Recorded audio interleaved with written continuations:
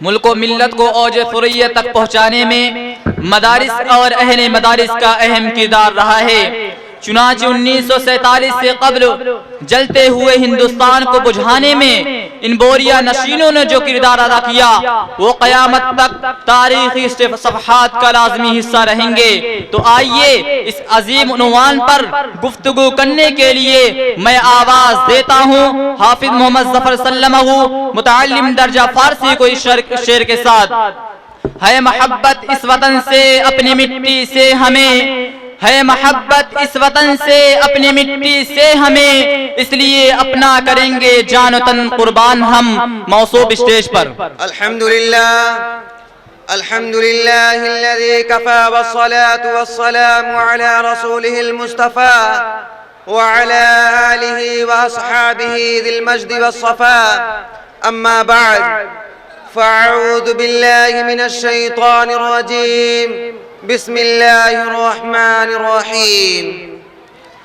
قل ان کنتم تحبون اللہ فاتبعونی یحببکم اللہ ویغفر لکم ذنوبکم واللہ غفور رحیم۔ صدق اللہ العظیم۔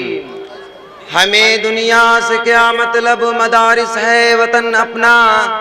ہمیں دنیا سے کیا مطلب، مدارس ہے وطن اپنا۔ مریں گے ہم کتابوں پر، ورق ہوگا کفن اپنا۔ مشفق و مکرم اساتذہ کرام اور حاضرین جلسہ، اللہ تبارک و تعالی نے انسانوں کی رشد و ہدایت کے لیے نبی اور رسول کو اس دنیا کے اندر مبعوث فرمایا، اور سیدنا حضرت آدم علیہ السلام سے لے کر آقا نامدار، مدینے کے تاجدار، شہنشاہ دو عالم، تاجدار عرب، امام الانبیاء، سید المرسلین، احمد مجتبی محمد مصطفیٰ صلی اللہ علیہ وسلم تک یہ سلسلہ دریا کی روانی موجوں کی طغیانی کی طرح چلا، اور آپ صلی اللہ علیہ وسلم پر آ کر رکا۔ پتہ یہ چلا کہ اب کوئی نبی یا رسول اس دنیا کے اندر آنے والا نہیں، اور انسانوں کو اصلاح کرنے کی ضرورت تو ہر دور میں پڑتی رہے گی۔ چنانچہ اللہ تبارک و تعالی نے اس ضرورت کو پوری کرنے کے لیے علماء کرام کو انبیاء کا وارث بنا دیا، اور یہ اعلان کر دیا ان العلماء ورثۃ الانبیاء کہ علماء انبیاء کے وارث ہیں۔ حضرات گرامی، یہ وہی علماء کرام ہیں جو صداقت و حقانیت کا درس دینے والے ہیں۔ انہی علماء کرام اور مدارس اسلامیہ کے پروردہ جیالوں سے اسلام زندہ و تابندہ ہے۔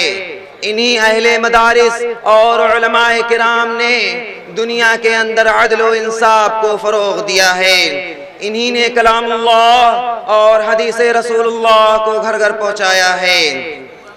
حضرات، ان مدارس اور علماء کرام کا ہم پر جتنا احسان ہے ہم انہیں کبھی بھلا نہیں سکتے، اور رہتی دنیا تک کوئی بھی فرد مدارس کے احسان کا حق ادا نہیں کر سکتا۔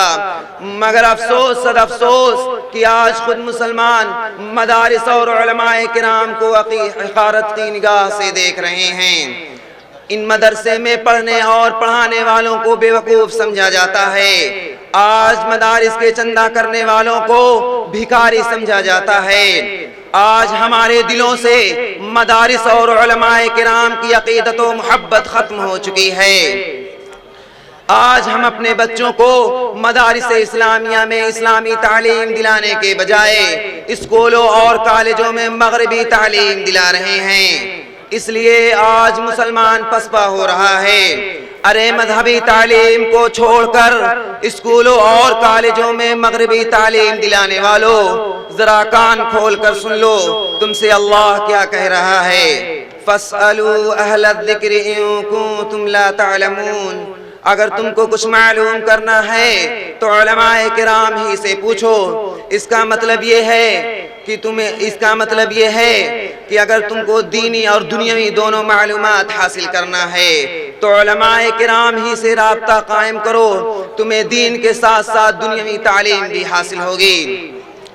حضرات گرامی، وہ دور یاد کیجئے جس وقت قرآن کریم کے نسخے جلائے جا رہے تھے اور مسجدوں پر بلڈوزر چلایا جا رہا تھا اور مسلمان عورتوں کی عزت لوٹی جا رہی تھی اور مسلمانوں کی لاشوں کو توپوں اور بم بارود کے دھماکوں سے جھلسایا جا رہا تھا، اس نازک دور میں اس ملک کی آبیاری اور آبپاشی کس نے کی تھی؟